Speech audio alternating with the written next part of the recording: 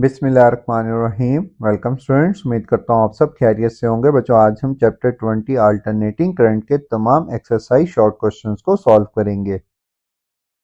हमारे पास first question है, define mutual induction and self induction. ये दोनों एक प्रोसेस है जिसके अंदर इंड्यूस ईएमएफ प्रोड्यूस होती है। म्यूचुअल इंडक्शन के अंदर हम एक कॉइल में बैटरी को अटैच करते हैं और जब बैटरी इसके साथ अटैच होती है तो करंट फ्लो करने की वजह से ये कॉइल जो है मैग्नेटिक फील्ड प्रोड्यूस करती है और ये मैग्नेटिक फील्ड जब दूसरी कॉइल में से पास करती है तो चेंज इन मैग्नेटिक फ्लक्स की वजह से इस कॉइल के अंदर ईएमएफ इंड्यूस होती है। इस पूरे प्रोसेस को हम म्यूचुअल इंडक्शन का नाम देते हैं। इसी तरह इस कॉइल के अंदर जब हम करंट फ्लो करवाते हैं तो मैग्नेटिक फील्ड इसके अपने एरिया के अंदर से पास करती है, मतलब इसके अंदर भी चेंज इन मैग्नेटिक फ्लक्स होता है। तो चेंज इन मैग्नेटिक फ्लक्स की वजह से इसके अपने अंदर भी एक करंट इंड्यूस हो जाता है, एक ईएमएफ इंड्यूस हो जाती है, जिसको हम सेल्फ इंडक्शन का नाम देते हैं। तो डिफाइन कैसे करेंगे इसे? Mutual induction is when a changing current in one coil produce an EMF in a nearby coil. This happens due to changing magnetic field. Self induction is when changing current in a coil induce an EMF in same coil. It resists the change of current in that coil.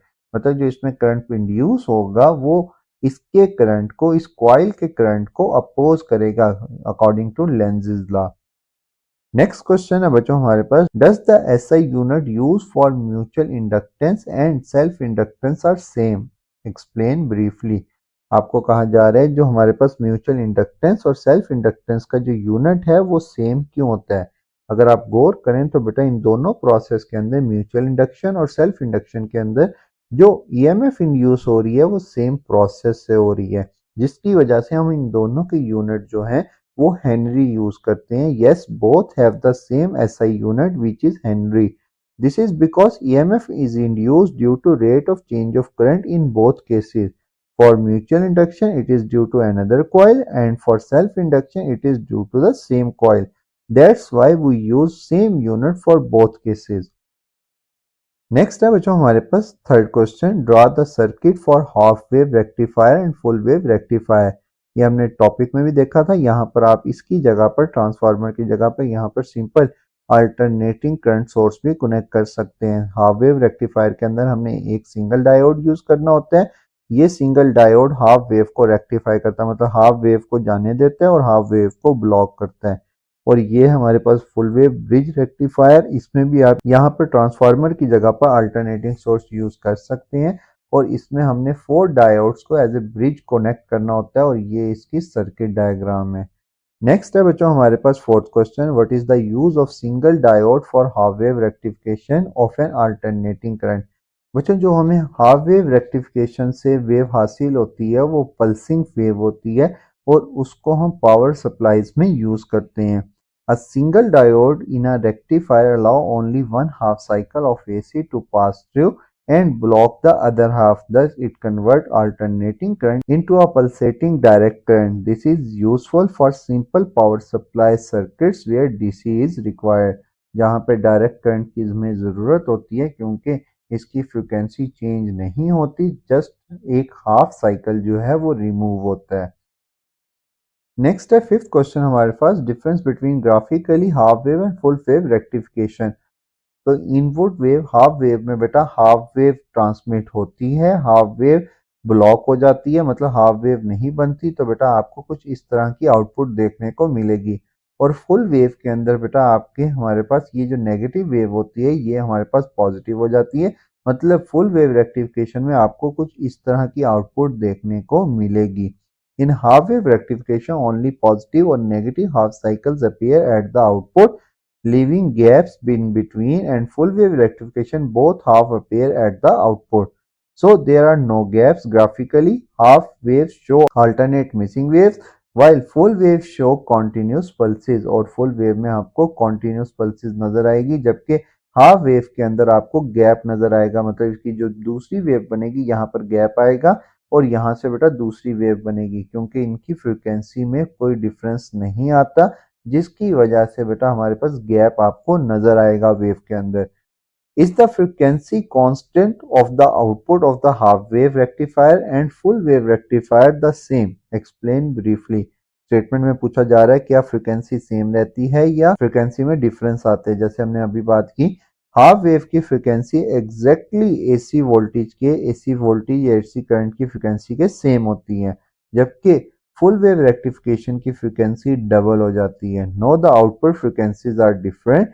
In half wave rectification, the output has the same frequency as the input. In full wave rectification, the output frequency is double the input AC frequency because both halves are required.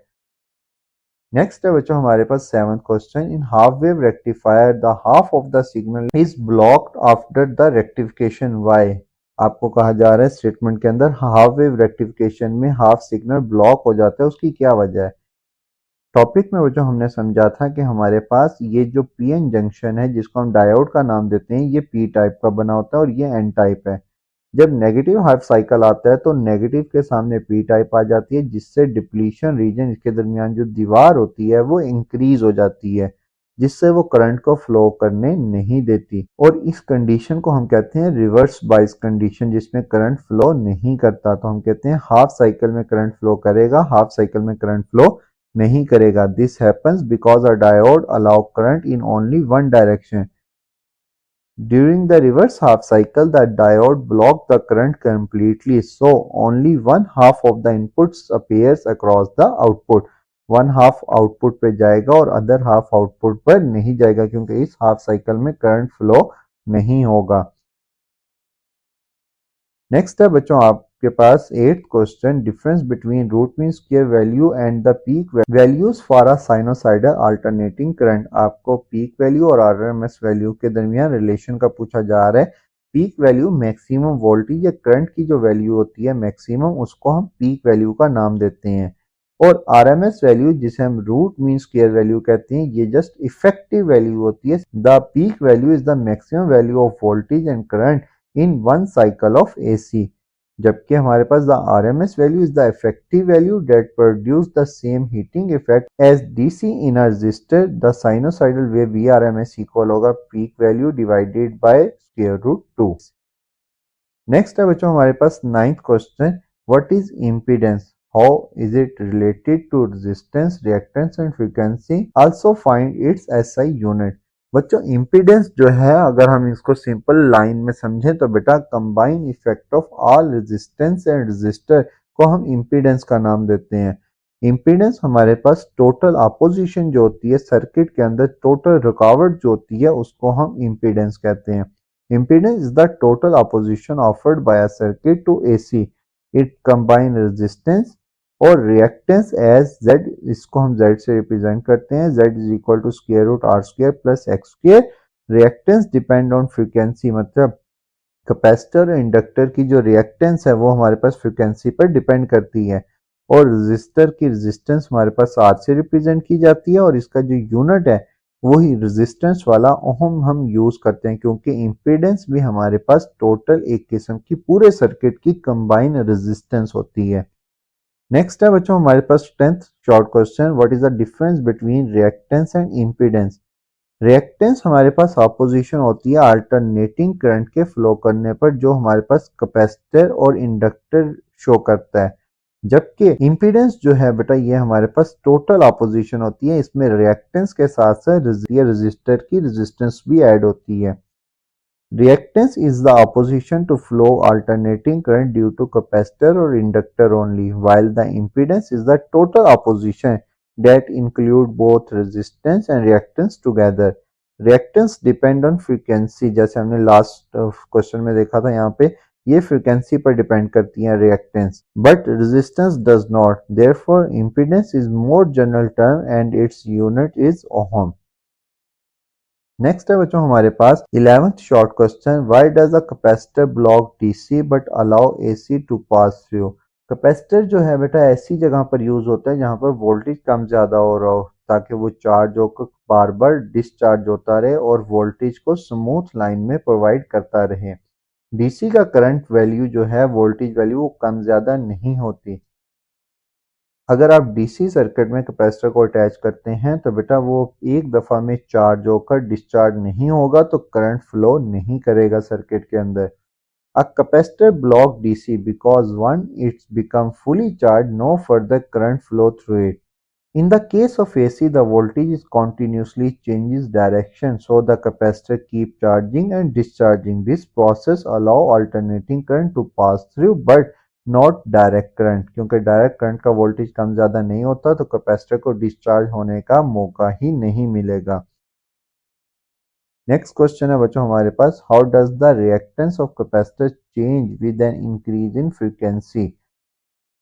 बच्चों सवाल में पूछा जा रहा है frequency के change करने से हमारे पास कैपेसिटर की रिएक्टेंस चेंज क्यों होती है। रिएक्टेंस का फार्मूला था हमारे पास x is equal to 1 over omega C. यहाँ पर ओमेगा जो है हमारे पास फ्रीक्वेंसी को शो कर रहा है। यहाँ पर बेटा ये इसके इन्वर्सली प्रोपोर्शनल है। अगर हम फ्रीक्वेंसी बढ़ाएंगे तो कैपेसिटर की रिएक्टेंस डिक्रीज हो जाएगी। As the frequency increase the value omega angular frequency also increase which makes xc reactance smaller. This means that at high frequencies a capacitor allow more current to pass while at low frequency it offer greater opposition.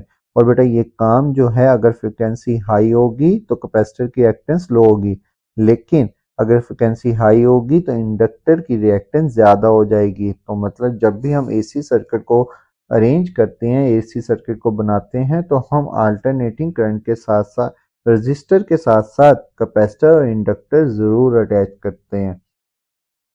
Next है बच्चों third question, what is the phase difference between voltage and current in capacitor and inductor. हमारे पास दोनों में capacitor inductor में कितना phase difference होता है, ये हमने टॉपिक में पढ़ा था कि हमारे पास 90 डिग्री का फेज डिफरेंस होता है। In a capacitor current lead by the voltage 90 meaning the current reaches its peak earlier than voltage. On the other hand, inductor, the current lags behind the voltage by 90, so the current reaches its peak later than the voltage. This shows that capacitor and inductor behave oppositely in AC circuit. मतलब बच्चों capacitor inductor जो हैं वो alternating circuit के अंदर बिल्कुल opposite behave करते हैं। अगर एक चीज एक में ज्यादा हो रही है तो दूसरे में कम हो रही होगी। इन दोनों के कंबाइन कॉम्बिनेशन से, इन दोनों की वजह से जो करंट है सर्किट के अंदर वो कॉन्टिन्यूसली स्मूथली फ्लो करता रहता है। How does the capacitance of capacitor affect the current through it in an AC circuit? आपको स्टेटमेंट में कहा जा रहा है कि कैपेसिटेंस ऑफ कैपेसिटर मतलब जो एबिलिटी होती है कैपेसिटर की चार्ज को स्टोर करने की, वो कैसे इफेक्ट करती है एसी सर्किट को। तो बच्चों हमारे पास जितनी ज्यादा कैपेसिटेंस होगी कैपेसिटर की वो उतना चार्ज स्टोर करेगी, और जितना चार्ज वो स्टोर करेगी उतना ही चार्ज को डिस्चार्ज करने की एबिलिटी रखती है।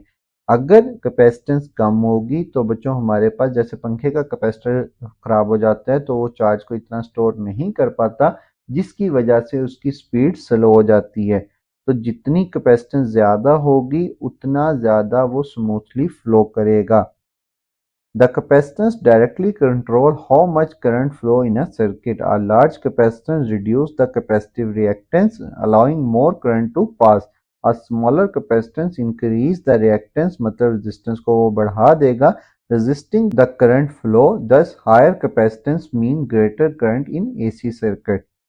ये था बच्चों आज का लेक्चर अच्छा लगा हो तो लाइक और सब्सक्राइब करना मत भूलिएगा। थैंक यू, खुदा हाफिज।